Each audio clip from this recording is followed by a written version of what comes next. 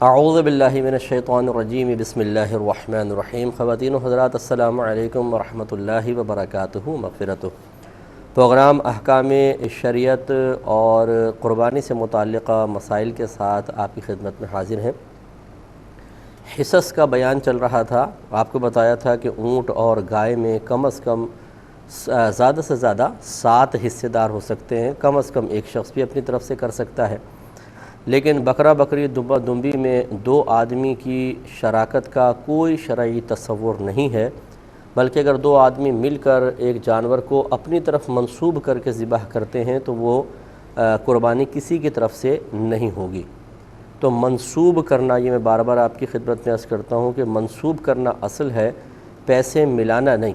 مثال کے طور پہ 2 آدمی پیسے ملا کے ایک بکرا لے کر آتے ہیں اور پھر ان میں سے کسی ایک کی طرف اس کی نسبت کر دیتے ہیں کہ بھئی اس کی طرف سے قربانی ہے، تو ان 2 کے پیسے ملانے سے کوئی فرق نہیں پڑے گا، اصل ہے اس کو منسوب کرنا۔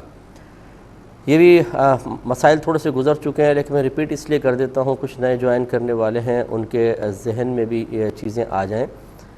تمام شرکاء کی نیت قربانی کرنے کی ہو، یا بعض کی قربانی کی، بعض کی عقیقے کی ہو، یا کسی نے منت مانی تھی وہ قربانی کرنے کی، بعض قربانی موجودہ سال کی کرنا چاہتے ہیں، بعض منت مانی تھی وہ قربانی کرنا چاہتے ہیں، تو یہ حصے دار بن سکتے ہیں۔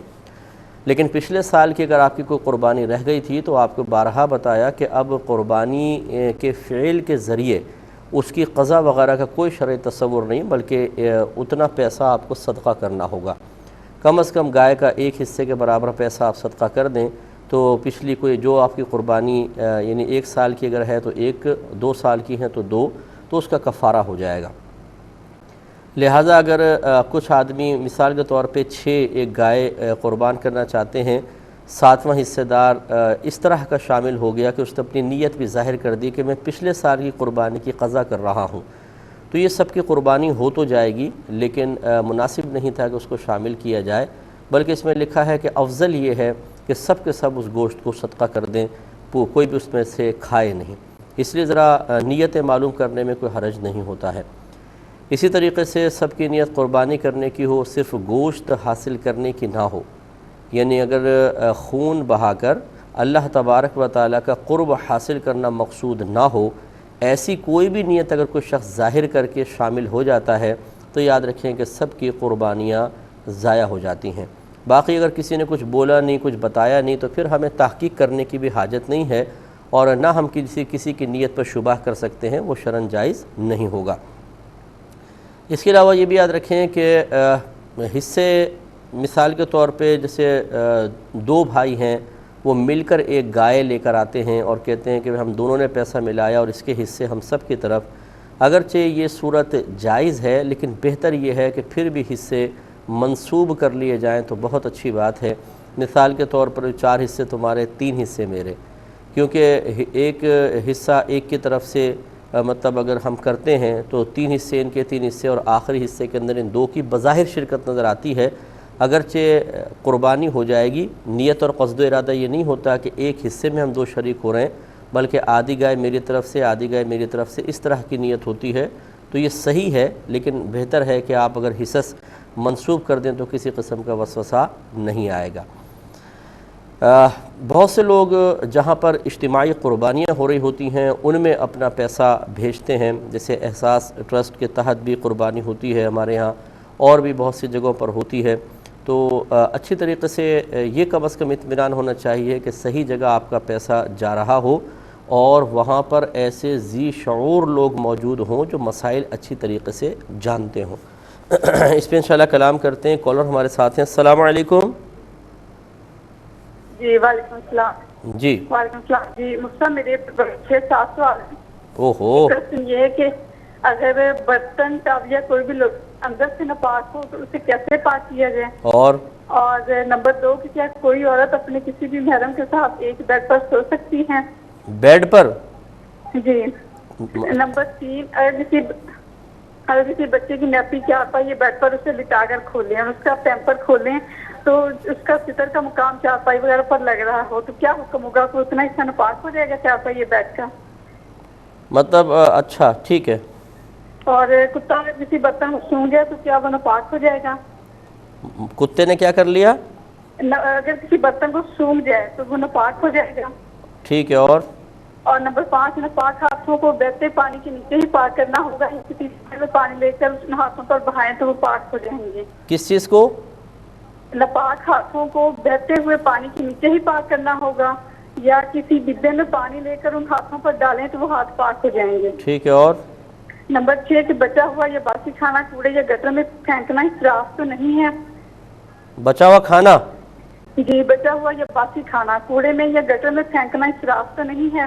ٹھیک ہے، اور نمبر 7 یہ کہ اگر کسی خاتون نے 17 یا 18 سال کی عمر میں یہ کہا ہو کہ جب میں 30 برس کی ہوں گی تو میں قرآن پاک پڑھاؤں گی، اور جب میں 60 برس کی ہوں گی تو میں سورت پڑھاؤں گی، یا اس کے اپوزٹ کہا ہو، سورت یا قرآن کی جگہ الفاظ بدلی ہوں، تو کیا اس پر یہ منت پوری کرنا واجب ہے؟ 30 برس کی ہو جائے گی تو کیا کرے گی؟ قرآن پڑھائے گی؟ سورت پڑھائے گی، اور جب 60 برس کی ہوگی تو قرآن پاک پڑھائے گی، تو کیا یہ اس پر کس کے لیے منت پوری کرنا واجب ہے؟ مطلب قرآن پڑھائیں گی کیا عورتوں کو جمع کر کے یوں؟ جمع کر کے اسی طرح؟ ٹھیک ہے، اور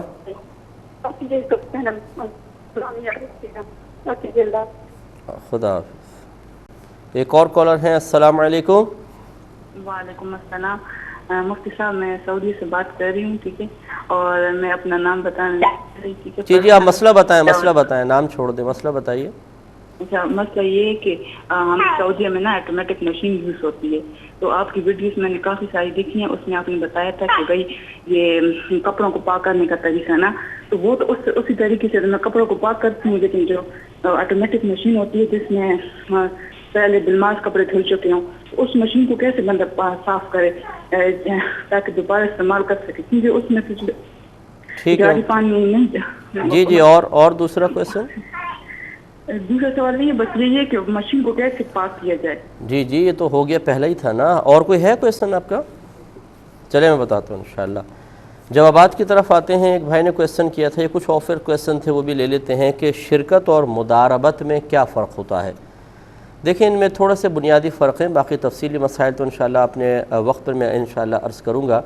اگر ایک طرف سے مال ہو اور دوسری طرف سے محنت ہو تو اس کو مداربت کہتے ہیں۔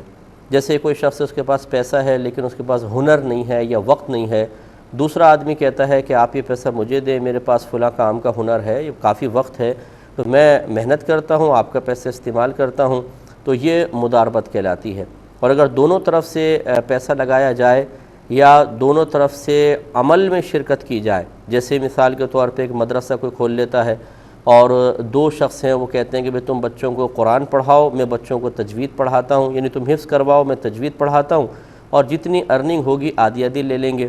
تو یہ اس طرح اگر پیسے کے ذریعے شرکت ہو، جیسے نصف 20 لاکھ آپ نے ملائے، 10 لاکھ اس نے ملائے، چلو جی کاروبار شروع کرتے ہیں، تو یہ شرکت کہلاتی ہے۔ یہ شرکت بالعمل کہلاتی ہے اگر عمل کے ذریعے ہو، اور یہ شرکت بالمال کہلاتی ہے۔ تو اس طریقے سے ایک شرکت بالوجاہت بھی ہوتی ہے، اس میں ایسا ہوتا ہے کہ دو ایسے شخص ہیں جو مارکیٹ میں اچھی ویلیو رکھتے ہیں لیکن وہ بالفرض کنگال ہیں، تو وہ دونوں یہ کہتے ہیں کہ چلو ہم اپنی مطلب جو گڈ ول ہے آپ کہہ لیں اس کو، اس پر ہم کریڈٹ پہ مال اٹھاتے ہیں اور دونوں کسی دکان میں رکھ کر اس کو سیل آؤٹ کرتے ہیں، جتنا نفع ہوگا دونوں پھر اس میں سے اتنے % لے لیں گے۔ تو یہ شرکت بالوجاہت کہلاتی ہے۔ تو اس طریقے سے 3 طرح کی شرکت، یعنی مال میں، عمل میں، اور شرکت بالوجاہت یعنی اپنی عزت وغیرہ کے ذریعے کوئی چیز حاصل کر کے اس کو پھر اس میں 2 آدمی شریک ہو جائیں تو اس کو شرکت بالوجاہت کہہ دیتے ہیں۔ یہ شرکت ہوتی ہے۔ فرق ان دونوں میں ایک مزید یہ ہوتا ہے کہ مداربت میں اگر نقصان ہوتا ہے، مثلا جو پیسہ لگاتا ہے اس کو رب المال کہتے ہیں، جو کام کر رہا ہوتا ہے اس کو مدارب کہا جاتا ہے۔ اگر مدارب بالکل صحیح شرعی طریقے سے دیانتدارانہ اور مہارت کے ساتھ کام کرے اور پھر بھی کاروبار میں نقصان ہو جائے تو اولاً دیکھا جائے گا کچھ ایسا تھوڑا بہت پہلے پروفٹ ہوا ہے جو بھی موجود ہے اور اس سے نقصان کی بھرپائی ہو سکتی ہو تو پہلے اس کے ذریعے کریں گے، یعنی دونوں کا پروفٹ سے نقصان پورا کریں گے۔ لیکن اگر نقصان بالکل بھی پروفٹ بالکل بھی نہیں ہے تو اب نقصان اس میں رب المال کا ہوتا ہے، مدارب کا بالکل نقصان نہیں ہوتا ہے، بلکہ اگر یہ شرط لگا لی کہ اگر نقصان ہوگا تو دونوں برابر ذمہ دار ہوں گے تو یہ مداربت فاسدہ ہو جائے گی۔ شرکت کے اندر جتنا مال لگتا ہے اسی ریشو کے اعتبار سے نقصان تقسیم ہوتا ہے. مثلا ایک نے 70 لاکھ لگائے، ایک نے 30 لاکھ، تو 70-30 کا ریشو ہے. اگر خدا نخواستہ نقصان ہوتا ہے تو 70% یہ برداشت کرے گا، 30% یہ شریعت نے فکس کر دیا ہے. یہ نہیں ہو سکتا کہ 70% اور یہ دونوں آپس میں معاہدہ کر لیں. یہ بڑا تیز شخص ہے، یہ کہتا ہے کہ بھائی دیکھو نقصان ہوگا نا تو تم مطلب یہ 70% والا کہتا ہے میں 30% نقصان برداشت کروں گا، اور 30 لاکھ والے سے کہتا ہے تم 70% کرو گے. یہ صحیح نہیں ہے. نقصان دونوں کے اندر مال کی مقدار کے اعتبار سے ہوگا، اور پروفٹ میں دونوں شریک ہوں گے. اسی طرح مداربت میں پروفٹ میں دونوں شریک ہوں گے، لیکن کوئی فکس رقم نہیں کریں گے، بلکہ اس میں پرسنٹ میں طے کریں گے کہ جتنا پروفٹ ہوگا 3% آپ کا اور باقی میرا، یا 50-50% اس طریقے سے. ایک کالر پہلے ہمارے ساتھ ہیں، وہ کال لیتے ہیں، پھر انشاءاللہ مزید جوابات. السلام علیکم. وعلیکم السلام ورحمۃ اللہ وبرکاتہ. مفتی صاحب محمد ادریس برہم گجر خان سے. مسئلہ یہ کہ قربانی کس شخص پہ واجب ہے؟ یعنی ایک شخص ہے اس کے پاس. چلے میں بتاتا ہوں، ٹھیک ہے انشاءاللہ، بس ٹھیک ہے بتاتا ہوں. ویسے جواب پہلے بہت تفصیل سے میں بتا چکا ہوں، لیکن میں تھوڑا سا عرض کر دوں گا. ایک اور کالر ہیں. السلام علیکم. السلام علیکم. جی وعلیکم السلام. جی مفتی صاحب، یہ ہمارے یہاں اس طرح سے کہا جاتا ہے کہ ہر فرعون کے لیے ایک موسیٰ کی کہاوت ہے، یا کسی کو زندیق، فرعون، یزید کہنا ہی کیسا ہے؟ اور دوبارہ بولیے کہ کسی کو فرعون کہنا اور کہتے ہیں نا ہر فرعون کے لیے ایک موسیٰ ہے، یا کسی کو زندیق، فرعون، یزید اس طرح سے کہنا. اور جیسے کہتی ہیں اس کی شکل نہیں دیکھی کیسے فرعون نے ٹپک کر اس کے منہ سے ایسے اور کہنا. اور اس طرح سے مفتی صاحب یہ جو کہتے ہیں جیسی روح ویسے فرشتے ہیں، تمہارا تو فرشتہ کوئی پتہ نہیں چلے گا. جی. اور محنت تو اللہ ایک چوٹی بھی ضائع نہیں کرتا، محنت کے بارے میں کہتے ہیں یہ. اور مفتی صاحب جیسے ابھی حج کا سیزن ہے، بہت سے لوگ جیسے مال و اسباب ظاہر رکھتے ہیں، اس کے باوجود بھی حج پہ نہیں جاتے. کہتے ہیں کہ بلاوا نہیں، جب بلاوا آئے گا تو جائیں گے. تو اس سے کیا مراد ہے؟ بلاوا جو بہت زیادہ کرتے ہیں. اور اس طرح سے ایک کسی خاتون نے کہا کہ ہر ماں کے قدموں کی ان کی جنت نہیں، کیونکہ مائیں تو بری بھی ہوتی ہیں. اچھا. اور مفتی صاحب یہ جو ہمارے اس طرح سے ہوتا ہے، کوئی حیدرآباد سے کراچی جاتا ہے تو پک اینڈ ڈراپ، جیسے لیڈی کو کسی کو بٹھا دیا بچوں سمیت، وہ کسی کو کراچی میں پک کر دیا کسی نے، تو اس طرح کا سفر بھی یہ بھی غیر شرعی سفر کہلائے گا. دوبارہ بولیے گا، دوبارہ کہیے گا ذرا. جیسے مفتی صاحب کسی کو خاتون کو بٹھا دیا، کراچی جانا ہے، اس کو بس میں بٹھا دیا یہاں سے کسی نے، پھر وہاں کسی نے کراچی میں اس کو پک کر لیا، تو اس طرح کا سفر بھی نہیں کرنا چاہیے کیا؟ کراچی کے اندر ہی؟ جی ہاں. نہیں کراچی نہیں، حیدرآباد سے کوئی کراچی جائے، کوئی خاتون گاڑی میں بٹھا دیں اس کے نیچے والے اس کو، اس طرح سے. اور مفتی صاحب آخری سوال میرا یہ ہے، 2 شعروں پہ مشتمل. ایک بہن مختصر سا بریک لیتے ہیں، آپ کنٹرول روم میں لکھوا دیں کویسچن، آپ کو انتظار کرنا پڑے گا، میں لے لوں گا انشاءاللہ. حاضر ہوتے ہیں ایک مختصر سے بریک کے بعد. بسم اللہ الرحمن الرحیم. ایک آفر کویسچن تھا کہ اوجھڑی کھانے کی کیا شرعی حیثیت ہے. دیکھیں مسئلہ یہ ہے کہ جو چیز قرآن کی کسی نص قطعی سے اس کی حرمت ثابت ہو یا ممانعت ثابت ہو، اس کو حرام کہتے ہیں. اگر حدیث سے کسی کی حرمت ثابت ہو تو وہ مکروہ تحریمی کہلاتی ہے. اور پھر اگر ہم اپنے قیاس سے کسی چیز کو کسی حدیث میں یا قرآن میں بیان کردہ حرام چیز پر قیاس کر کے کسی اور چیز کو ہم ناجائز کہتے ہیں، تو پھر وہ اس کا درجہ حدیث کے ثبوت سے تھوڑا سا کم ہوتا ہے. اکثر ایسی ہوتا ہے. چنانچہ نبی کریم صلی اللہ علیہ وسلم نے ذبیحے کی 7 چیزوں کو، 7 اعضاء کو کھانا منع فرمایا، لیکن اس میں اوجھڑی کا تذکرہ نہیں ہے. تو علماء نے دلالت النص سے یا قیاس کے ذریعے ان 7 چیزوں پر جب غور کیا تو پتہ چلا کہ ان کا جانور کے اندر گندگی کے ساتھ اتصال ہوتا ہے، یعنی وہ گندگی سے متصل ہوتی ہیں، تو نبی کریم صلی اللہ علیہ وسلم نے انہیں کھانے سے منع فرما دیا. اسی پر قیاس کر کے اوجڑی کے بارے میں بھی کہتے ہیں کہ چونکہ یہ گندگی کا مخزن ہوتی ہے، اس کا اتصال گندگی کے ساتھ ہوتا ہے، لہٰذا نہ کھایا جائے. لیکن چونکہ یہ قیاساً ثابت ہے تو اس لیے جو محتاط علماء ہیں، میں بھی اس میں مطلب میں محتاط تو اپنے آپ کو خیر نہیں کہتا، لیکن یہ ضرور ہے کہ میری بھی ذاتی رائے یہ ہے کہ یہ زیادہ سے زیادہ مکروہ تنزیہی ہے، تحریمی نہیں ہے. اور خصوصاً ہمارے ہاں معاشرے میں بہت زیادہ اوجڑی کھائی جاتی ہے، بے شمار گھروں کے اندر کھائی جاتی ہے. اور جب کوئی چیز بالفرض اگر اصلاً بھی منع ہوتی، جیسے حدیث میں کوئی چیز منع ہو گئی لیکن لوگوں میں بہت زیادہ عام ہو جاتی ہے، تو بسا اوقات اس محظور شرعی جو ممنوع چیز ہے اس کے عام ہو جانے کی وجہ سے اس میں حکم تخفیف پیدا ہو جاتا ہے، یعنی آسانی پیدا کرنا علماء کرام کی ذمہ داری ہو جاتی ہے. تو لہٰذا اس میں عموم بلوہ بھی بہت زیادہ ہے کہ بہت سارے خواص بھی کھا رہے ہیں، عوام بھی کھا رہے ہیں۔ میں 6 سال تک بھاٹی گیٹ میں رہا ہوں، میں ہمارا جامعہ نظامیہ لاہور میں تھا، وہاں پڑھنے جاتا تھا، تو وہاں صبح ناشتے کے تھال لگتے ہیں، اور بلا مبالغہ میں آپ کو عرض کرتا ہوں کہ ہزاروں لوگ روزانہ کھاتے ہیں۔ اگر آپ ماہانہ حساب کر لیں تو لاکھوں کی تعداد ہو جائے گی، اور وہاں اوجڑی کھاتے ہیں لوگ بہت زیادہ۔ تو خلاصہ کلام یہ ہے کہ چونکہ یہ بہت زیادہ کھائی جا رہی ہے، اس لیے اس میں حکم ہلکا ہی ہوگا، زیادہ سے زیادہ مکروہ تنزیہی کا حکم ہوگا۔ مکروہ تنزیہی اس فعل کو کہتے ہیں کہ جو کرنا گناہ نہ ہو لیکن شریعت نے اس کو پسند نہیں کیا ہے۔ ایک یہ بہن نے کویسچن کیا کہ اگر برتن ناپاک ہو جائے تو اس کو پاک کیسے کرنا چاہیے؟ دیکھیں اس کا طریقہ یہ ہوتا ہے کہ آپ نل کا ایک مناسب مقدار میں کھول لیں، ایسا نہ ہو کہ برتن پہ وہ پانی گر کر اس کی ناپاکی سے مل کر چھینٹیں آپ کے اوپر آئیں تو پھر آپ ناپاک ہوں گی، اس لیے یہ ذرا احتیاط کر لیں، اور پھر اس کے نیچے برتن کریں۔ جب آپ کو یقین ہو کہ پانی نجاست کو ساتھ بہا کر لے گیا تو بس یہ برتن پاک ہو جائے گا۔ ایک انہوں نے کہا کہ کیا محرم کے ساتھ بستر پر سو سکتے ہیں؟ دیکھیں یہ شرعاً جائز نہیں ہے۔ پہلے دیکھا جائے گا کہ محرم کتنی عمر کا ہے، جیسے چھوٹا بچہ ہے، ماں اور بیٹا سو رہے ہیں، اگر بچہ 7 سال سے کم کا ہے تو پھر اس کو 7 ماہ سلا سکتی ہے، یہ محرم کے ساتھ سونا تو کوئی حرج نہیں ہے۔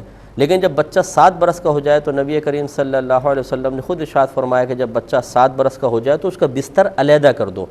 اس کا مطلب یہ ہوا کہ وہ محرم ہونے کے باوجود ماں کو اجازت نہیں ہے کہ وہ اتنے بڑے بچے کو اپنے ساتھ سلائے، تو پھر اس سے بڑھ کر کوئی محرم ہو، جیسے بھائی ہیں مثال کے طور پہ یا والد ہیں، چاہے دونوں ایک ایک طرف سو رہے ہوں، چاہے بیچ میں تکیے بھی رکھ لیں، پھر بھی مطلب یہ کہ بہت سارے اس میں پیچیدہ مسائل ہو سکتے ہیں، کیونکہ سوتے میں کچھ پتہ نہیں ہوتا کون کس طرف ہاتھ لگ جائے، کوئی کس طرف کروٹ لے لے، اس لیے اس کی شرعاً بالکل اجازت نہیں ہوگی۔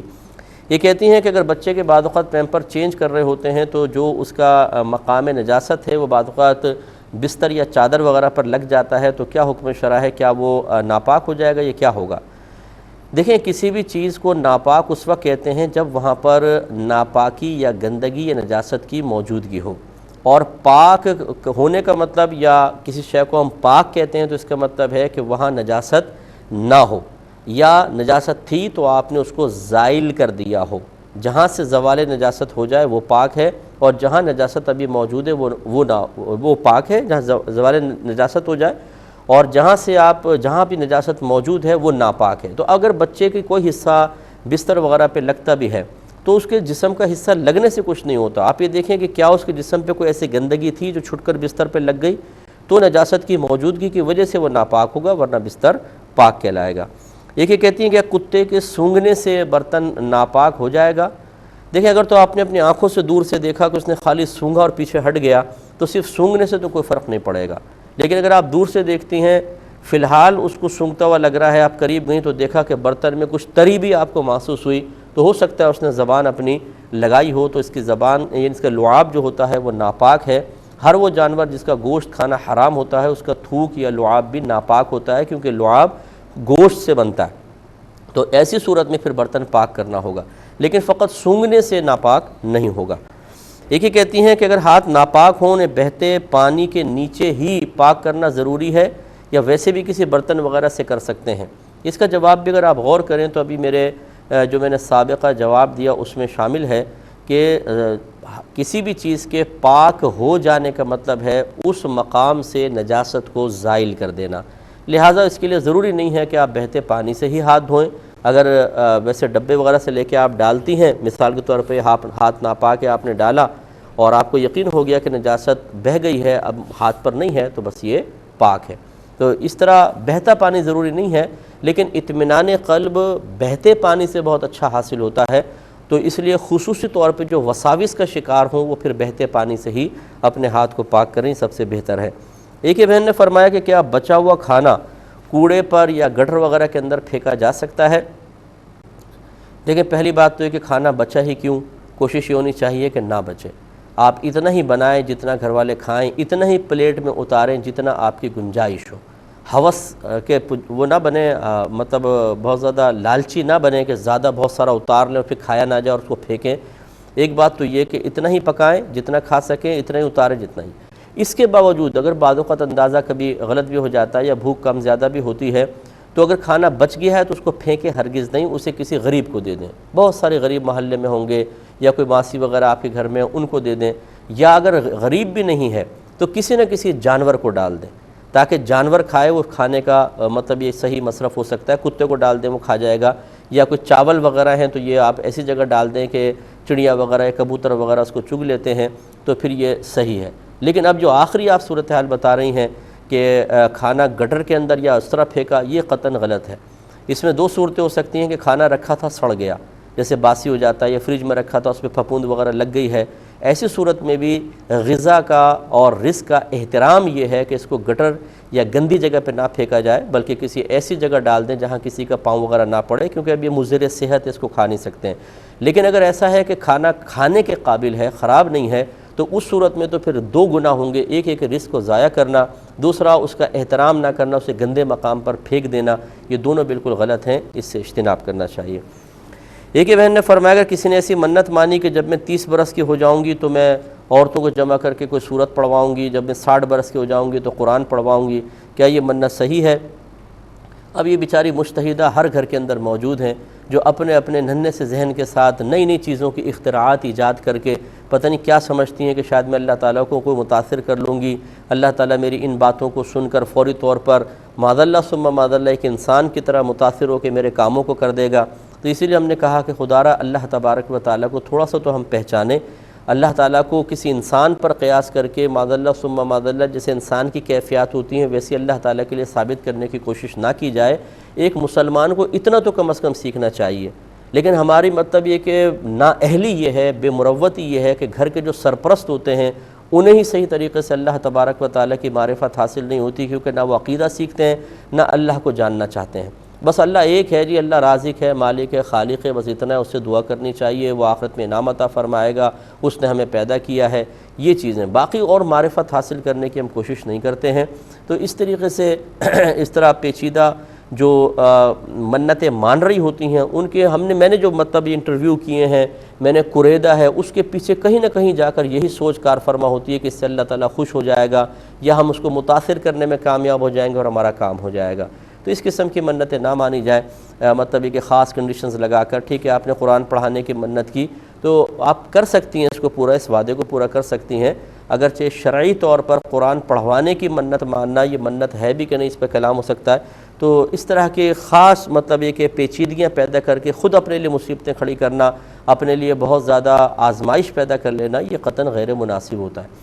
بہت سی بہنیں ایسی ہوتی ہیں کہ جی میرا یہ کام ہو جائے، اب کام نہیں ہو رہا نا تو بس پریشان ہو کے اسی طریقے سے بڑی بڑی منتیں مان لیں گی جوش میں آ کے، اور شاید وہی سوچ پیچھے کار فرما ہوتی ہے کہ اللہ تعالیٰ اس بڑی مقدار میں ذکر کردہ عبادت سے متاثر ہو کے میرا فوراً کام کر دے گا۔ میرے بیٹے کو اگر نوکری مل گئی تو انشاءاللہ روزانہ 1000 نفل پڑھوں گی۔ لیجیے جی 4 دن بعد نوکری مل گئی، اب پڑھیں آپ 1000، پھر فون کرتی ہیں صاحب میں پڑھ نہیں سکتی ہوں، میری طبیعت ٹھیک نہیں ہے، میرے ساتھ مجبوری ہے، تو کیا اس کا کوئی اور حل ہے؟ تو آپ نے جب یہ 1000 کی منت مان رہی تھی تو اس وقت بھی کاش کسی آپ اہل علم میں سے کسی شخص کو یاد کر لیتی تاکہ وہ آپ کو بتا دیتا کہ اتنا آگے نہ بڑھیں۔ اللہ تبارک و تعالی عبادات کی مقدار سے کوئی اثر قبول نہیں کرتا، وہ کسی شے کا اثر قبول نہیں کرتا۔ اللہ تبارک و تعالی اپنے بندوں کی کمزوریوں کو جانتا ہے، اللہ تعالی ہمارے ہر حال سے واقف ہے۔ کیا اللہ تعالیٰ کوئی معاذ اللہ ظالم ہے یا اس کے خزانوں میں کمی آ گئی ہے کہ ہم یہ کہہ رہے ہیں ویسے تو وہ دے نہیں رہا، چلو تھوڑی عبادت کا ذکر کر دیں تو پھر اللہ تعالیٰ شاید اپنے خزانے کھول دے گا؟ ایسی کچھ بھی چیز نہیں ہے۔ آپ آرام سے نماز پڑھیں 5 وقت، اللہ تعالیٰ کی بارگاہ میں دعا کریں، درود شریف اول آخر ہونا چاہیے، بس بہت ہے، کافی ہے، مزید کرنے کی حاجت نہیں ہے۔ اس میں آدمی اپنے آپ کو بعض اوقات آزمائش میں ڈال دیتا ہے۔ بہن فرماتی ہیں کہ ہمارے پاس آٹومیٹک مشین واشنگ مشین ہے، اس میں ہم کپڑے ناپاک دھوتے رہے ہیں، تو انہوں نے کوئی مسئلہ سنا ہوگا، جیسے میں اکثر کہتا ہوں کہ آٹومیٹک واشنگ مشین سے بھی شرعی لحاظ سے پاکی حاصل نہیں ہوتی ہے، کیونکہ آپ جب اس مشین میں کپڑے ڈال دیتے ہیں بالفرض آٹومیٹک اس میں پانی آیا، آپ نے صابن وغیرہ ڈال دیا یا بالفرض صابن والا پانی بھی آٹومیٹک آ گیا، اچھی طرح گھما لیا، پھر جب وہ رکتی ہے خود بخود پانی نکل گیا، دوسرا پانی آیا، تو ایسا تو نہیں ہوتا کہ ایک طرف سے پانی آیا اور دوسری طرف سے اتنی دیر تک بہتا رہا کہ آپ کو یقین حاصل ہو گیا کہ نجاست ساتھ بہہ گئی ہوگی، ایسا نہیں ہوتا، بلکہ وہ پانی نکلا، اب نیچے سے وہ بند ہو گئی، اوپر سے پھر مزید پانی آ گیا، تو یہ تو کپڑے بھی ناپاک ہیں کیونکہ تر ہیں، ناپاکی کے ساتھ تر ہیں، جیسی مزید پانی اس میں آئے گا وہ بھی ناپاک ہو جائے گا۔ تو اب یہ بہن نے یہ پوچھا ہے کہ اگر ہم یہ کپڑے پتہ چل گیا کہ واشنگ مشین ناپاک ہے، اس کو کیسے پاک کریں؟ تو اس کا طریقہ یہی ہے کہ آپ نیچے سے وال وغیرہ اگر کوئی ہے اس کو کھول دیں اور اوپر سے پائپ وغیرہ کے ذریعے پورے اس پہ پانی ڈالیں، تھوڑی دیر تک ڈالتی رہیں، اچھی طرح تمام دیواروں پر پانی بہہ جائے، یعنی اچھی طرح تمام دیواریں دھل جائیں اور پانی نیچے بہہ جائے بس، تو یہ واشنگ مشین پاک ہو گئی۔ اب آپ اس سے مزید اس میں کپڑے دھو سکتی ہیں۔ ایک انہوں نے پوچھا کہ قربانی کس طرح واجب ہوگی، اگرچہ میں اس پہ بڑا تفصیلی کلام کر چکا ہوں، لیکن چلیں بھائی نے پوچھا ہے تو عرض کر دیتا ہوں کہ قربانی کے 3 دنوں میں یعنی 10، 11 اور 12 ذو الحجہ کو گھر کا ہر فرد اپنے اندر یہ شرائط تلاش کرے، جس میں شرطیں موجود ہوں گی اس پہ قربانی واجب ہوگی۔ نمبر 1 مسلمان ہونا، نمبر 2 عاقل ہونا، نمبر 3 بالغ ہونا، نمبر 4 مقیم ہونا یعنی مسافر نہ ہو، اور نمبر 4 اس کی ملکیت میں اپنی ضروریات زندگی سے زائد اتنا مال کسی بھی شکل میں ہو کہ جس کی مالیت 52.5 تولہ چاندی تک پہنچ جائے، جو آج کل 35,000 سے 40,000 کے درمیان تقریباً ہے، تو اس پر قربانی واجب ہے۔ تو اس طریقے سے آپ حساب کر سکتے ہیں۔ ایک مختصر سا بریک لیں گے، ہمیں یقین ہے آپ ہمارے ساتھ ہی رہیں گے۔ بسم اللہ الرحمن الرحیم۔ وہ شروع میں ایک بات میری رہ گئی، بھی میرے ذہن میں آئی تھی کہ بعض اوقات مختلف ادارے قربانیاں کر رہے ہوتے ہیں اور ہم ان اجتماعی قربانیوں میں پیسہ شامل کرتے ہیں، تو میں نے آپ کو یہ مشورہ دیا کہ ذرا اچھے اداروں کے اندر پیسہ دیں جہاں پر اہل علم ان اداروں کے ساتھ ہوں، ورنہ بعض اوقات جہالت میں قربانیوں کو ضائع بھی کر دیا جاتا ہے۔ اس کے لیے احساس ٹرسٹ جو ہے بہترین ادارہ ہے۔ اگر آپ یہاں پہ اجتماعی قربانی کرنا چاہتے ہیں تو بہت اچھی بات ہے، یہاں پیسے بھیج سکتے ہیں، کیونکہ ہم لوگ سب یہاں پر ہوتے ہیں اور دیگر مفتیان کرام بھی ہوتے ہیں جو مطلب ان تمام چیزوں کو دیکھ رہے ہوتے ہیں اور گائیڈ لائن دے رہے ہوتے ہیں، تو بہت اچھی بات ہے۔ ایک یہ بہن نے فرمایا کہ بعض اوقات یوں کہا جاتا ہے ہر فرعون کے لیے ایک موسیٰ ہے، کیا اس طریقے سے محاورتاً یہ بات کہنا صحیح ہے؟ تو جی ہاں، اس میں کوئی حرج نہیں ہے۔ یہاں پر اصل میں فرعون سے ذات فرعون مراد نہیں ہوتی، بلکہ اس کا وصف مشہور مراد ہوتا ہے، یعنی فرعون کا مطلب ظالم شخص جو شریعت سے منہ موڑنے والا ہو، حق کے مقابلے میں کھڑا ہونے والا ہو۔ تو چنانچہ جب کسی کو ہم بالفرض کہیں بھئی یہ تو پورا فرعون ہے، تو مراد فرعون کافر کہنا مراد نہیں ہوتا، بلکہ ان اوصاف کا حامل قرار دینا مراد ہوتا ہے کہ جو فرعون کے اندر تھے۔ اسی طرح جب کہتے ہیں ہر فرعون کے لیے موسیٰ، بھی یہ تو موسیٰ ہیں اس کے حق میں، تو اس کا مطلب یہ نہیں کہ معاذ اللہ ان کو نبی قرار دے رہے ہیں، بلکہ موسیٰ علیہ السلام ایک نیک شخص تھے، پرہیزگار تھے، صاحب علم تھے، اور حق باطل کے مقابلے میں حق کے ساتھ کھڑے ہونے والے تھے۔ اگر یہی اوصاف کسی شخص کے اندر ہوں تو ہم کہہ سکتے ہیں کہ بھئی یہ تو مطلب محاورتاً ہم کہنا تو یوں چاہیے کہ یہ موسیٰ علیہ السلام کی مثل ہیں، لیکن ہم محاورتاً اگر کہتے ہیں کہ بھئی ہر فرعون کے لیے ایک موسیٰ ہے، مثلا ایک شخص باطل پر تھا، ایک حق پر، ہم نے کہا دیکھا بھئی ہر فرعون کے لیے ایک موسیٰ ہوتا ہے، تو اس میں کوئی حرج نہیں ہے، اس طرح کے محاورات کہہ سکتے ہیں۔ ہاں یوں کہنا کہ بھئی یہ تو موسیٰ ہے، یہ تو آخری نبی ہیں، معاذ اللہ اس طرح براہ راست نہیں کہہ سکتے ہیں، لیکن محاورتاً جب آپ کہتے ہیں تو اس میں کوئی حرج نہیں۔ اسی طرح کہتے ہیں کہ بعض اوقات کسی شخص کو فرعون کہہ دیتے ہیں، اس کا جواب میں نے آپ کو دے دیا کہ اگر وہ صحیح شخص ہے، صحیح العقیدہ ہے، عادات بھی اچھی ہیں، پھر اس کو کہتے ہیں تو یہ کہنے والا گویا کہ شیطان فطرت ہے کہ ایک اچھے نیک آدمی کو فرعون سے تعبیر کر رہا ہے۔ اور اگر کوئی شخص ایسا ہے کہ جو باطل کے ساتھ کھڑا ہوتا ہے، ناحق کر رہا ہے، غلط قسم کے کام کر رہا ہے اور لوگوں پر ظلم و ستم کر رہا ہو، تو اسی وصف مشہور کا لحاظ کر کے کہا بھئی یہ تو پورا فرعون ہے، اور مراد یہ ہے کہ اس میں وہ تمام اوصاف ہیں جو فرعون کے اندر موجود تھے، جن کی وجہ سے اللہ تبارک و تعالیٰ نے قرآن عظیم میں اس کی سختی کے ساتھ مذمت فرمائی ہے، تو پھر کوئی حرج نہیں ہے، کہہ سکتے ہیں۔ ایسے ہی کہتے ہیں کہ بعضوں کو ہم نے کہتے ہیں کہ لوگ کہہ دیتے ہیں کہ اس کے چہرے سے تو فرعونیت ٹپک رہی ہے، کیا یہ صحیح ہے؟ دیکھیں یہ اس شخص کے بارے میں کہا جاتا ہے کہ جو متکبر ہو، تکبر ہو، ٹیڑھا منہ کے ساتھ گفتگو کرتا ہو، کسی کو خاطر میں نہ لاتا ہو۔ یہی فرعون کا طریقہ تھا کہ اس نے اللہ تبارک و تعالیٰ کے مقابلے میں تکبر کیا، اللہ تعالیٰ کو حقیر سمجھا، اپنے آپ کو اللہ تبارک و تعالیٰ سے بھی بلند و بالا جانا۔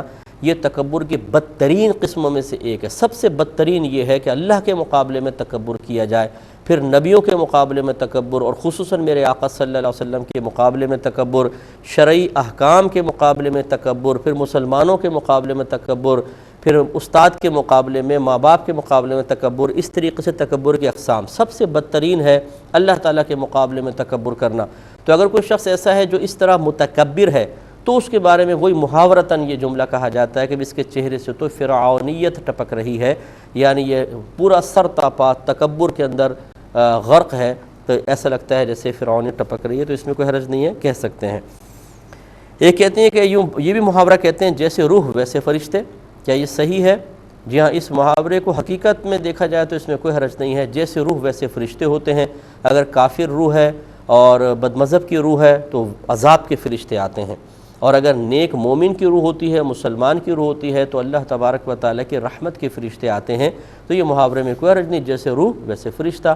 لیکن اب اس کو غلط کسی مقام پر، غلط محل پر اگر استعمال کریں گے تو وہ خاص سچویشن اگر آپ بتائیں گے تو پھر ہم بتا سکتے ہیں کہ یہاں یہ محاورہ کہنا چاہیے تھا کہ نہیں کہنا چاہیے تھا، اور اس کی کیا شرعی حیثیت ہے۔ ایسے ہی کہتے ہیں کہ بعض لوگ کہتے ہیں کہ اس کے تو فرشتے بھی نہیں جانتے، کیا یہ بات صحیح ہے؟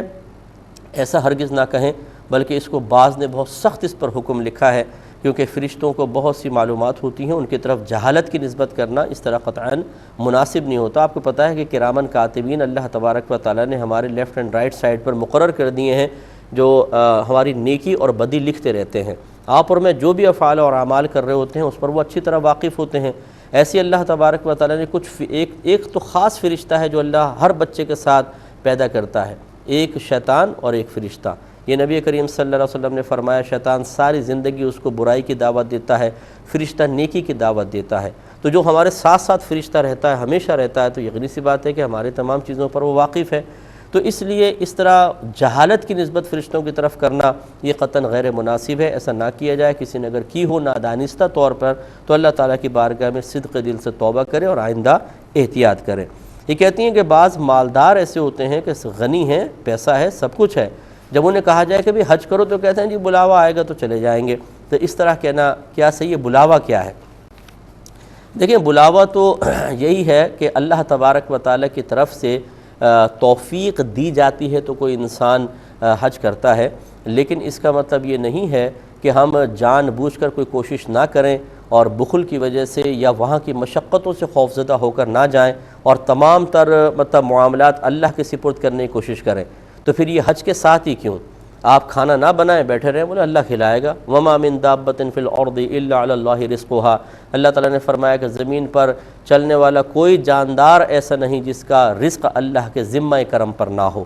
تو بس اللہ تعالیٰ کے ذمہ کرم پر رزق ہے، جب اللہ تعالیٰ کھلانا چاہے گا کھلائے گا۔ یہاں ایسا نہیں کریں گے، یہاں باقاعدہ سبزی بھی آ رہی ہے، گوشت آ رہی ہے، کاٹا جا رہا ہے، بنایا جا رہا ہے، پھر چبایا جا رہا ہے، پھر کھایا جا رہا ہے، ان تمام چیزوں کے اندر۔ تو یہ اصل میں ہیلے بہانے ہوتے ہیں کہ اللہ تبارک و تعالیٰ کی طرف کسی چیز کی نسبت کر کے سامنے والے کو ان بوگس دلیلوں سے، وہ بھی بیچارہ جاہل قسم کا ہوتا ہے، اس کو خاموش کروا دو اور اس طرح ایک روحانی سکون سا محسوس کرو کہ ہم پر طنز نہیں ہوا، ہماری گرفت نہیں ہوئی، ہماری چوری نہیں پکڑی گئی، اور اس طریقے سے اپنے آپ کو عزت دار بھی ثابت کرو اور گناہ بھی ساتھ ساتھ کرتے چلے جاؤ۔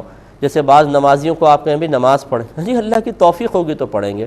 ان سے پوچھیں توفیق کسی فرشتے کا نام ہے کہ وہ آئے گا اور کہے گا حضور آئیے میں آپ کو وضو کروا دیتا ہوں، اور پھر وہاں سے اٹھا کے آپ کو مصلی پہ کھڑا کر دے گا؟ توفیق کا مطلب ہوتا ہے اللہ تبارک و تعالیٰ کی طرف سے اسباب خیر کسی کی طرف متوجہ کر دینا۔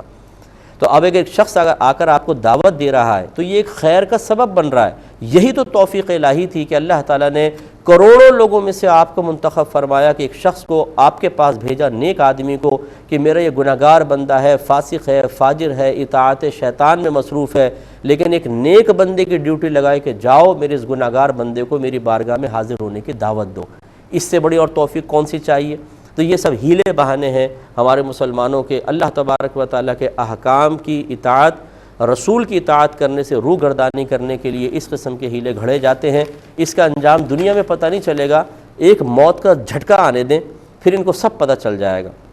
حضرت علی رضی اللہ تعالیٰ عنہ فرمایا کرتے تھے دنیا کے سارے لوگ سو رہے ہیں، یہ جاگیں گے اس وقت جب ان کو موت آئے گی، پھر پتہ چلے گا کہ کیا یہ چلاکیاں جو ہے نا، چلاکیاں جو سامنے والے سادہ لوگوں کو خاموش کرنے کے لیے ہم اختیار کرتے ہیں اور اس پہ فخر کرتے ہیں کہ ہم نے شاید ہم حق پر ہیں اسی لیے ہم نے سامنے والے کو خاموش کروا دیا یا وہ خاموش ہو گیا، یہ ساری چلاکیاں قبر میں جا کے نکلیں گی۔ ایک یہ کہتے ہیں کہ کسی نے یہ کہا ہے کہ ماں اگر بری ہو تو اس کے پیروں کے نیچے جنت نہیں ہوتی ہے، یہ صرف نیک ماں کا خاصہ ہے، اس طرح کا جملہ کسی نے کہا۔ مثال کے طور پر یہ غلط کہا جس نے کہا، یہ جہالت ہے۔ ماں کے قدموں تلے جنت یہ ماں کے نیک یا بد ہونے کے اعتبار سے کہا ہی نہیں گیا، یہ تو اولاد کے لیے جملہ ہے اور اس کی خدمت گزاری کے جواب میں ایک انعام کی طرف اشارہ ہے کہ اگر تم ماں کی خدمت کرو گے تو یاد رکھو ماں کے قدموں تلے جنت ہے، یعنی تم اس کی خدمت کرو گے تو تمہیں جنت حاصل ہوگی۔ تو یہ اولاد سے خطاب ہے، اصل میں ماں کا کوئی وصف بیان نہیں کیا جا رہا۔ اس لیے اگر ماں فاسقہ ہے، فاجرہ ہے، بے نمازی ہے، گنہگار ہے، گالیاں بکتی ہے، غیبتیں کرتی ہے اور غلط حرکتوں میں ملوث ہے، پھر بھی اگر اولاد اس کی خدمت کرے ایک شرعی ذمہ داری سمجھ کر، تو اللہ تبارک و تعالیٰ اس اولاد کو بھی جنت اس خدمت کے بدلے میں عطا فرمائے گا۔ اس لیے یہ اولاد کے سلسلے میں جملہ کہا گیا ہے، یہ بات بیان کی گئی ہے، نہ کہ ماں کے اوصاف کا لحاظ رکھ کر کہی گئی ہے۔ لہذا جس نے جملہ بولا وہ کوئی ریڈی میڈ مفتی صاحب ہیں، کوئی جاہل قسم کے، مطلب مفتی تو ہوں گے نہیں، میں ویسے تنزیہ طور پہ کہہ رہا ہوں، جاہل آدمی جس نے جملہ کہا یہ صحیح نہیں ہے۔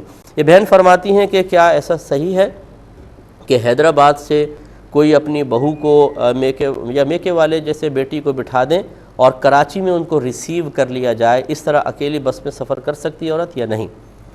دیکھیں ہمارے کراچی سے حیدرآباد تک کا تقریباً 92 کلومیٹر سے زیادہ سفر ہے، اور اس میں انسان شرعی مسافر ہو جاتا ہے، اور جب شرعی مسافر ہوں تو بغیر محرم کے عورت کے لیے سفر کرنا گناہ کبیرہ ہے، کیونکہ نبی کریم صلی اللہ علیہ وسلم نے اس پہ سخت وعید بیان فرمایا۔ آپ ارشاد فرماتے ہیں کہ جو عورت اللہ تبارک و تعالیٰ اور اخروی دن پر ایمان رکھتی ہے وہ بغیر محرم کے 3 دن کی مسافت کا سفر طے نہ کرے۔ تو اس میں خاص طور پر ایمان کا ذکر کیا ہے سرکار نے، یعنی اس کلام میں شدت اور سختی ہے، اور جب میرے آقا صلی اللہ علیہ وسلم کسی بات کو شدت اور سختی کے ساتھ ذکر کریں تو اگر اس میں مثبت بات ہے تو اس کا انکار کرنا، مطلب اس کے خلاف کام کرنا، یہ گناہ کبیرہ ہوتا ہے، اور اگر کسی منفی شے کا تذکرہ سختی کے ساتھ کیا ہے تو اس کا ارتکاب کرنا گناہ کبیرہ ہوتا ہے۔ لہٰذا یہ عورت کے لیے شدید نقصان کا باعث ہے اور غلط ہے، لہٰذا اس لڑکی کو یہ شرعاً جائز نہیں ہوگا، وہ جب تک سفر کرتی رہے گی گنہگار ہوگی۔